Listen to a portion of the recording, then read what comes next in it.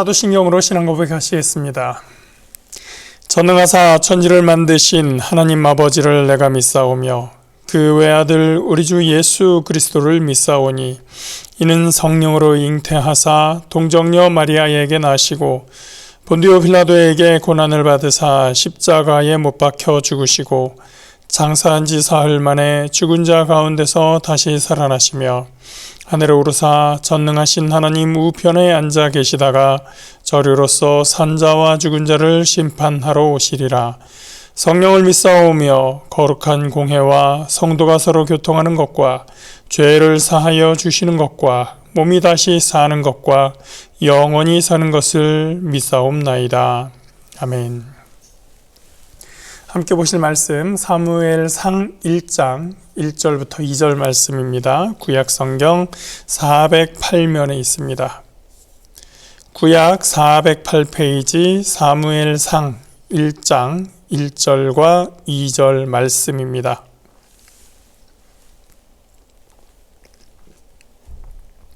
사무엘상 1장 1절과 2절입니다. 에브라임 산지 라마다임 소빔에 에브라임 사람 엘가나라 하는 사람이 있었으니 그는 여로함의 아들이요 엘리후의 손자요 도후의 증손이요 수브의 현손이더라. 그에게 두 아내가 있었으니 한 사람의 이름은 한나요 한 사람의 이름은 브닌나라. 브닌나에게는 자식이 있고 한나에게는 자식이 없었더라. 오늘부터 저는 사무엘서로 말씀을 나누려고 합니다. 사무엘서의 가장 중요한 인물은 사무엘, 사울, 다윗 이 세 사람인데요. 그 중에서 다윗이 어떻게 왕이 되었고 다윗의 왕권은 어떠한 정당성이 있는가를 설명하는 책이 사무엘서다 이렇게 볼 수가 있습니다. 그래서 기독교는 전통적으로 사무엘서를 역사서라고 하는 범주에 넣고 있습니다. 역사서라고 말하지만 엄밀히 말하면 사무엘서는 역사책이라고 부르기에는 무리가 있습니다. 왜냐하면 우리가 알고 있는 역사책과 조금 기록하는 방식이 달라서인데요. 그게 무슨 뜻인가 그 이야기를 잠시 설명을 드리겠습니다. 구약 성경에 기독교에서 부르는 역사서라고 하는 책들이 있습니다. 여호수아부터 에스더까지 이르는 12권의 책을 말합니다. 그 중에서 룻기와 에스더는 한 특정인에 대한 마치 위인전 같은 이야기이기 때문에 약간 빼놓고 보면 나머지 책들을 중심으로 역사서로 우리가 생각을 할 수가 있는데요. 성경을 보시면 같은 기간에 대해서 두 번 반복해서 하는 기록이 있습니다.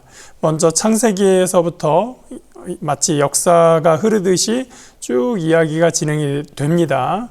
아브라함, 이삭, 야곱을 거쳐서 출애굽기, 민수기, 신명기까지 진행되고 신명기를 이어서 여호수아, 사사기, 그다음에 사무엘 상하 이렇게 이어지죠. 룻기는 사사기와 사무엘 상하 사이에 있는 룻과 그의 가정에 관련된 이야기가 하나 들어가 있고요. 그다음에 사무엘 상하, 열왕기 상하까지 쭉 이야기가 진행이 됩니다. 그런데 이 이야기가 열왕기하에서 딱 끊어진 다음에 역대기로 넘어가면서 다시 아담부터 시작해서 족보 이야기가 쭉 나옵니다.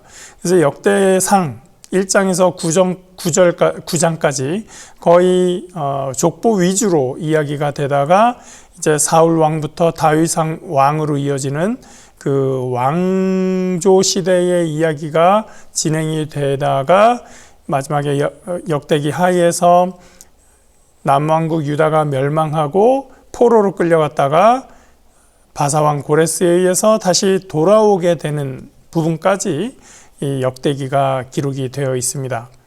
그 다음에 역대기가 거기서 끝나는 것이 아니라 돌아온 사람들이 어떻게 했는가 그것을 역대기를 이어서 에스라, 느헤미야까지 쭉 이야기가 진행이 되게 되죠. 그러니까 그 왕국의 멸망까지 이어지는 창세부터 왕국의 멸망까지 이어지는 이야기 하나 열왕기 상하에서 끝나는 이야기 하나가 있고, 다시 이 족보에서부터 시작해서 왕국의 시작부터 에스라 느헤미야까지 돌아온, 왕국이 멸망하고 포로로 갔다가 돌아온 부분까지 이야기하는 두 번째 이야기가 있는 것이죠. 그렇게 해서 이 두 가지를 학자들은 열왕기까지의 그 역사를 보면서 하나의 묶음으로, 그 다음에 역대기에서 느헤미야까지의 묶음을 또 하나의 이야기로 이렇게 보게 됩니다. 그래서 앞부분, 특히 이제 우리가 창세기부터 신명기까지는 오경으로 따로 분류를 하고 있죠. 그래서 그 다음에 이어지는 여호수아부터 열왕기까지, 열왕기하까지 이 한 부분에 대해서 하나의 묶음으로, 하나의 역사서 묶음으로 보게 되고요. 그 다음에 역대기부터 느헤미야까지를 하나의 묶음으로 보게 됩니다.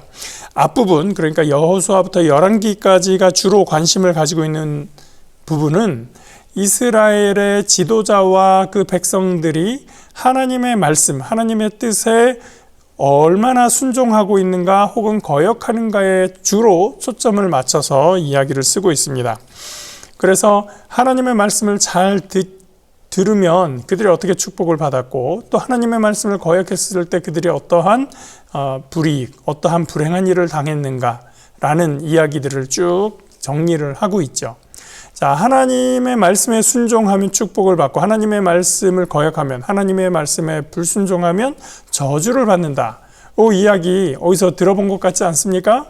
신명기를 보시면 그러한 관점으로 이제 신명기가 이야기를 합니다. 특별히 신명기 28장 많은 분들이 외우기도 하시는 내용인데, 이 신명기 28장이 바로 순종하면 축복을 받고 불순종하면 저주를 받는다, 이 내용이 잘 정리되어 있는 본문이죠.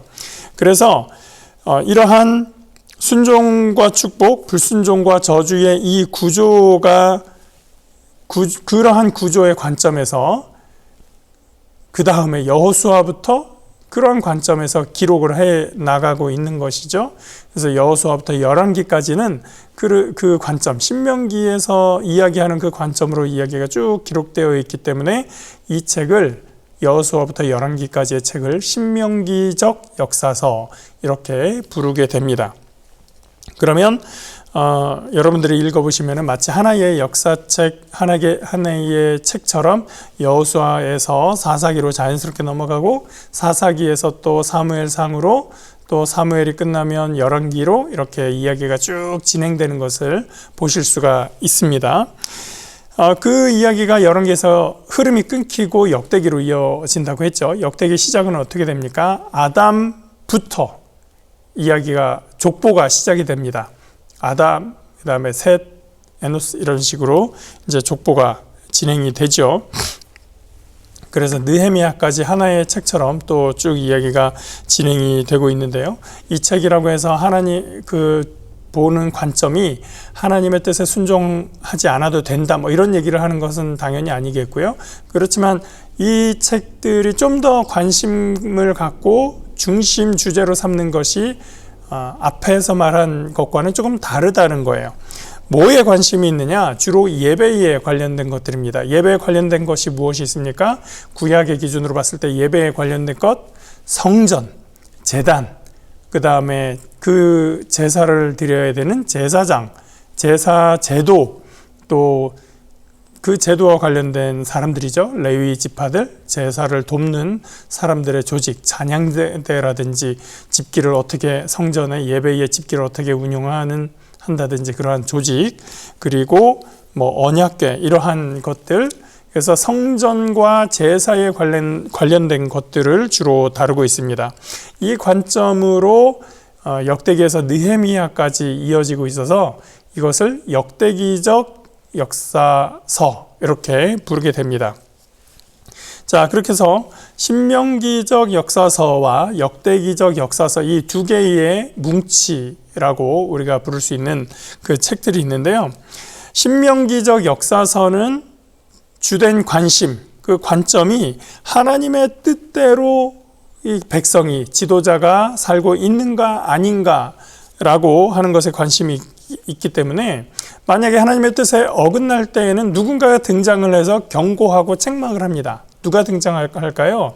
예언자들이 등장을 합니다. 선지자라고도 할 수 있고 예언자라고 하는 사람들이 등장을 해서 경고하고 하나님이 말씀하시되 이것에 대해서 심판하신다라는 심판의 메시지를 전하기도 합니다. 그래서 이 신명기적 역사서는 선지자적 관점을 가지고 있다, 예언자적 관점을 가지고 있다, 이렇게 이야기하기도 합니다.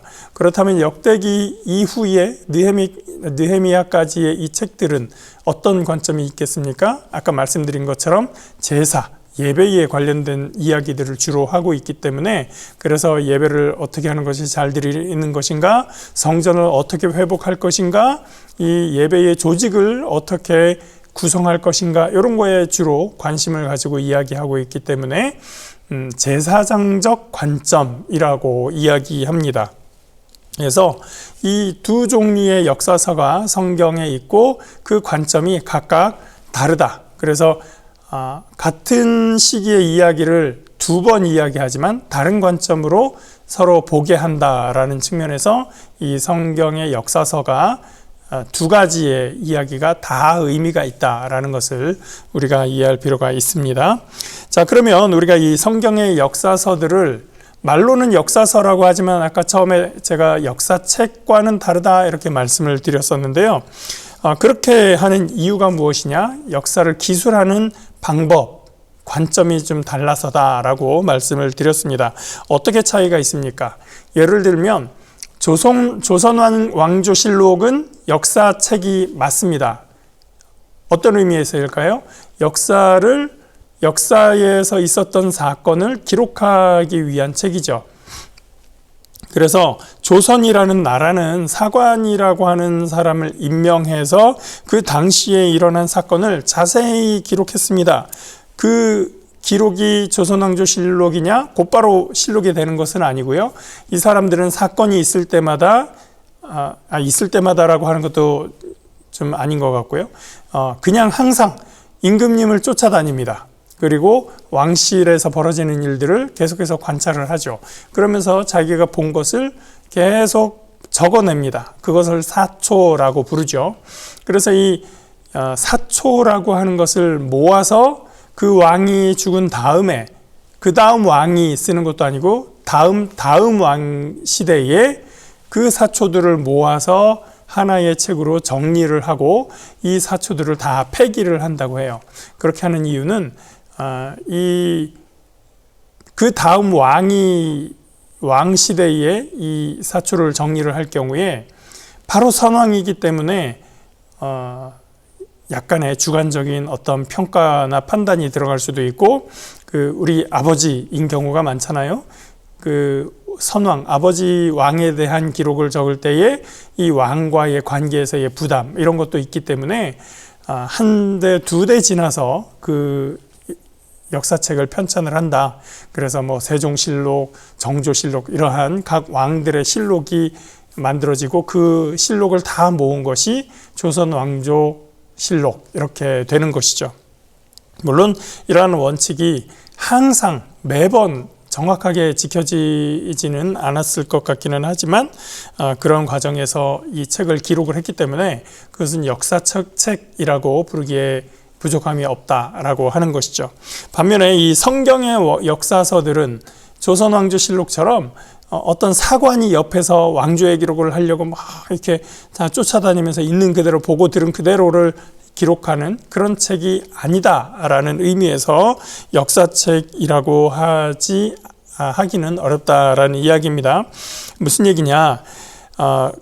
그 각 왕조에서 각 왕들과 함께 따라다니면서 그 있었던 일을 사실 그대로 적는 것이 이 책들의 목적이 아니라, 그 기록의 목적이 사건 자체에 대한 자세한 기술이 그 목적이 아니라 하나의 사건을 보면서 하나님의 뜻에 비추어, 혹은 제사나 성전이라는 이 제도에 비추어 그 사건을 어떻게 해석하고 평가할 수 있는가, 그러한 관점에서 이 글을 썼기 때문에 그 그러면서 그 사건에 대해서 그 왕이 혹은 그 백성이 어떻게 반응하였고, 하나님의 입장, 하나님의 관점에서, 예언자적 관점에서, 선지 또 제사장적 관점에서 어떻게 해석하고 평가하는가, 이러한 것들을 기록했기 때문에 역사서이지만 우리가 생각하는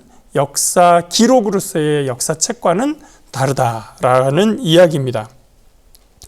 자, 그래서 이런 관심도에 따라서 지난 사건들 중에서 그 관심과 관련된 것들을 선별해서 사건의 전환과 의미를 해설하고 평가하는 그러한 책이다라고 하는 것이죠. 자, 이제 우리는 신명기적 역사서 중에서 사무엘서를 보게 되는데요. 이 책을 사무엘서라고 이름 짓게 된 것은 이스라엘을 왕이 통치하는 왕국이 되도록 하는 데 있어서 가장 중요한 역할을 한 사람이 사무엘이기 때문입니다. 즉 사울 왕과 그 다음 왕인 다윗 왕을 왕으로 세우는 데 결정적인 역할을 했던 단 한 사람, 사무엘이라는 사람에 대해서 그 사람이 얼마나 중요한가, 그 중요성을 나타낸 책이다라고 할 수 있는 것입니다. 사무엘서가 신명기적 역사서 안에 하나로 묶일 수 있다면, 룻기는 개인 이야기니까 잠시 옆으로 두고 사사기부터 사사기, 사무엘 이렇게 이어진다라는 뜻이 되는데요. 그러면 어떻게 이어지는가, 한 가지 측면에서만 한번 보려고 합니다. 사사기에서 여러분 마지막 사사가 누구였을까요? 삼손이었습니다. 삼손의 이야기는 사사기 16장에서 끝납니다. 그리고 사사기가 21장까지 이어지는데 그 뒤에는 뚜렷한 사사, 이스라엘의 지도자가 등장하지 않죠. 그것을 17장, 사사기 17장 6절은 이렇게 표현을 합니다. 그때에는 이스라엘의 왕이 없었으므로 사람마다 자기 소견에 옳은 대로 행하였더라. 그 다음 18장 1절에도 19장 1절에도 이스라엘의 왕이 없었으므로 이렇게 표현을 하는데, 그 와중에 벌어지는 일들은 아주 난장판입니다. 나중에는 자기들끼리 싸우느라고 11지파가 뭉쳐서 한 지파, 베냐민 지파를 완전히 몰살을 시키죠. 그래서 최종적으로 보니까 군대에서 이제 싸울 수 있을 만한 장정 600명이 달아나서 그 사람들만 살아남고, 그 다음에 아가씨들, 처녀들 400명만 또 죽이지 않아서 살아남고, 1000명을 빼놓고 베냐민 지파 전체가 몰상을 당하는 그러한 사건이 벌어지게 됩니다. 이 11지파가 이 베냐민 한 지파를 완전히 그렇게 몰살시켜 놓고 나서는, 야, 우리가 지파 하나를 멸절시키는 지경까지 이렇게 너무 심했다, 어떻게 할 것이냐. 지금 베냐민 남자들이 한 200명은 짝을 먹고 하는 그런 상황에 있으니, 그러면 우리가 연례 축제 때에 다른 지파의 아가씨들이 춤출 때에 그것을 보고 이 짝을 찾지 못한 베냐민 남자들이 그 처녀들을 데려다 아내로 삼는 것은 허용하자. 자기 지파 안에서 해결이 안 되니 그런 것들은 허용하자, 그렇게 합의합시다, 이런 일까지 벌어지는 내용이 그 뒤편에 있는 사사기에 기록이 되어 있습니다. 그러면서 지금으로 생각하면 말도 안 되는 전통까지 만들어가면서 자기들이 다 멸절시켜 놓고 이제 그 지파를 다시금 살리려고 하는 그러한 전통을 만들어가는 이야기가 사사기의 마지막까지 기록되고 있으면서, 맨 마지막 절이 어떻게 끝납니까? 아까 17장 6절에서 있었던 그 구절이 똑같이 반복이 됩니다. 21장 25절입니다.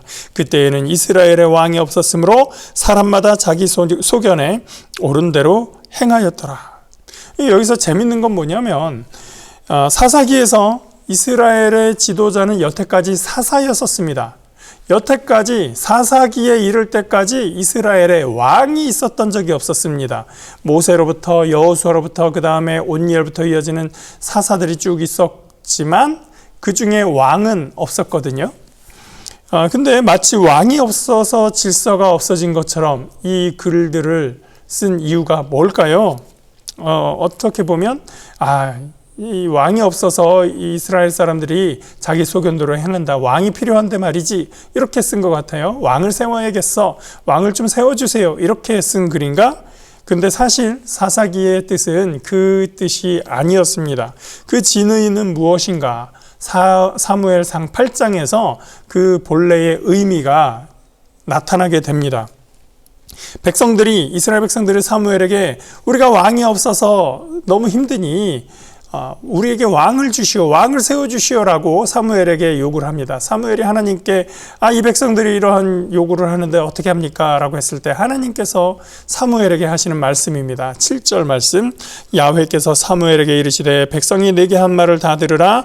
이는 그들이 너를 버림이 아니요 나를 버려 자기들의 왕이 되지 못하게 함이라. 그 백성이 나를 버려 자기들의 왕이 되지 못하게 한다. 즉 하나님을 버려서 하나님이 원래 그들의 왕이어야 하는데 하나님으로 하여금 왕 되지 못하게 하려고 사람 왕을 구하고 있다라는 얘기입니다. 사사기에서 그들에게 왕이 없다라는 것은 원래 그들에게 하나님이 왕인데 하나님을 왕으로 삼지 않고 있다라는 것을 고발하는 것입니다. 그러니까 17장에서부터 21장까지 벌어지는 그 사건들을 쭉 보면 우상과 너무나 가까워지고 또 자기들끼리 싸우고 하면서 너무나 혼란하고 복잡한 그런 상황을 보게 되는 것입니다. 여태까지 이스라엘의 왕은 하나님이었고 모세, 여호수아, 사사들은 다 어떤 사람이었습니까? 왕이 아니라 하나님의 일을 하는 사람들이었었는데 이 사람들이 하나님을 왕으로 인정하지 않고 사람을 왕으로 달라라고 하는 요청을 하는 것이죠. 그러한 과정 속에서 사무엘이 하나님의 승인을 받아서 허락을 받아서 왕을 세우는 그러한 일을 하는 것, 그것이 바로 이 사무엘서의 신명기적 역사관 아래에서 드러나는 이야기입니다. 자, 이제 오늘 본문을 들어가기 전에 이야기를 여기까지 정리를 하고요. 앞으로 저와 같이 사무엘서 본문을 보면서 신명기적 역사관이 이 책 속에서 어떻게 드러나게 되는지 함께 따라가 보시고 또 본문에서 그 역사관으로 보는 것 말고 사이드로 나와서 우리는 또 새롭게 깨달을 그러한 문제들 또 우리에게 주는 교훈들 하나님의 말씀이 무엇인가를 우리가 함께 묵상하고 찾아가는 시간을 갖도록 하겠습니다. 자, 여기까지 하고 우리 말씀을 계속해서 보겠습니다. 기도하겠습니다. 사랑의 하나님 감사합니다. 하나님께서 오늘도 우리에게 귀한 말씀을 주시고 하나님의 뜻 가운데 살아가는 삶을 찾아가게 하심을 감사합니다. 이제 사무엘서를 통해서 우리가 하나님의 뜻을 어떻게 따라가고 살아가고 있는지를 묵상하고자 합니다. 주님 지혜를 주시고 이 본문을 통해서 주와 함께하는 하나님의 백성들을 다 될 수 있도록 인도하여 주시옵소서. 오늘도 함께 하시고 은혜 주시고 복 주시는 주께 감사드리며 예수 그리스도 이름으로 기도합니다. 아멘. 하늘에 계신 우리 아버지여, 이름이 거룩히 여김을 받으시오며 나라가 임하시오며 뜻이 하늘에서 이루어진 것 같이 땅에서도 이루어지이다. 오늘 우리에게 일용할 양식을 주시옵고 우리가 우리에게 죄 지은 자를 사하여 준 것 같이 우리 죄를 사하여 주시옵고 우리를 시험에 들게 하지 마시옵고 다만 악에서 구하시옵소서. 나라와 권세와 영광이 아버지께 영원히 있사옵나이다. 아멘.